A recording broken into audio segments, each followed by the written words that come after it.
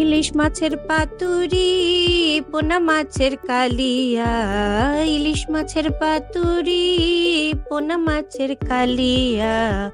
চিংড়ি মাছের মালাইকারি তোমায় দিব রাধিয়া। চিংড়ি মাছের মালাইকারি তোমায় দেব রাধিয়া। নমস্কার। আজকে আমি যদিও ভেটকি মাছের পাতুরি তৈরি করছি, ইলিশ মাছের নয়, কিন্তু আপনারা চাইলে এইভাবে ভেটকি মাছের জায়গায় ইলিশ মাছ দিয়েও পাতুরি তৈরি করতে পারেন। প্রথমে আমি মাছে নুন আর লেবু মেখে রেখে দিয়েছিলাম। তারপরে একটা মিক্সির জারে আমি সাদা সর্ষে, কালো সর্ষে, পোস্ত, নুন, হলুদ, কাঁচা লঙ্কা দিয়ে একটা থিক পেস্ট তৈরি করে নিয়েছি।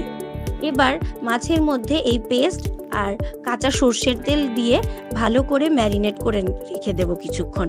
এবার গ্যাসে কলা পাতা সাইজ করে কেটে সেগুলোকে সেঁকে নিয়েছি, যাতে ফোল্ড করতে গেলে ফেটে না যায়। তারপরে আমি মাছের ফিলেগুলো কলা পাতার মধ্যে একটা করে ফিলে আর কাঁচা লঙ্কা এই দিয়ে ভালো করে ফোল্ড করে তাওয়ায় সেঁকে নিয়েছি 10 মিনিট এপিট ওপিট করে ঢেকে। রেডি হয়ে গেল আমার ভেটকি মাছের পাতুরি। ধন্যবাদ।